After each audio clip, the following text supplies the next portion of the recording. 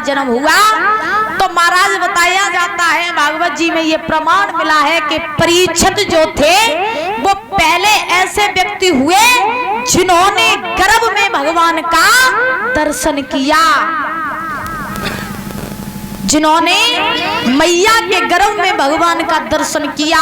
बताया जाता था कि लोग वर्षों तक समाधि लगाए रहते थे, वर्षों तक तपस्या करते थे, फिर भी भगवान को नहीं प्राप्त कर पाते थे, लेकिन परीक्षित महाराज ने तो गर्भ में भगवान का दर्शन कर लिया।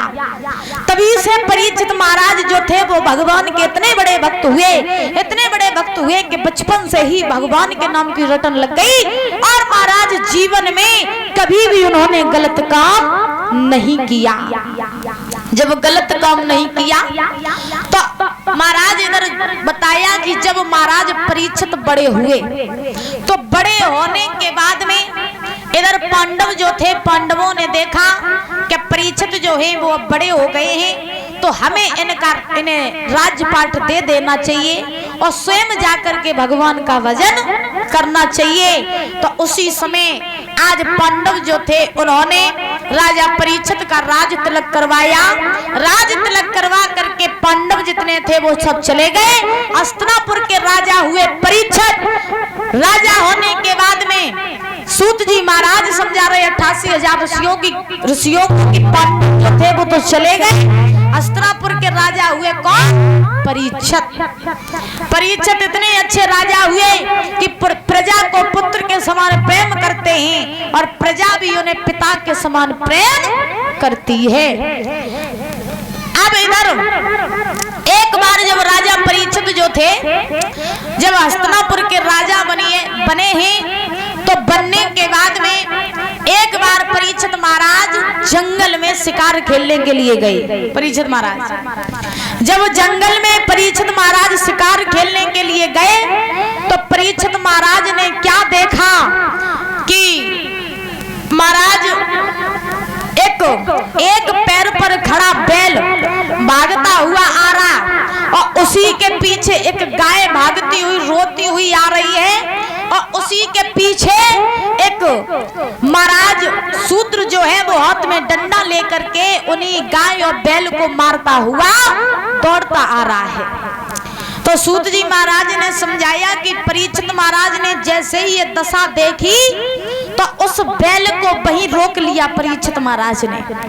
और जब बैल को रोका तो रोक करके परीक्षित महाराज ने एक बात कही, भैया कौन हो तुम और कहां से आए हो, तुम भाग क्यों रही हो और तुम जब बताओ कि तुम्हारे तो 4 पैर होने चाहिए थे, फिर तुम्हारे एक ही पैर कहां है, बाकी के 3 कहां चले गए, बताओ ना कौन हो तुम? बैल ने जवाब दिया है कि हे राजन परीक्षित, हमारा नाम धर्म है, हम धर्म हैं और तुम पूछ रही हो ना कि ये एक पैर कैसे रह गया। ये एक पैर जो है, क्योंकि महाराज धर्म के कितने पैर होते हैं? 4। धर्म के कितने पैर होते हैं? 4 और 4 ही होते हैं युग। कौन से? सतयुग, द्वापर, त्रेता और कलयुग। ये कितने हो गए? 4।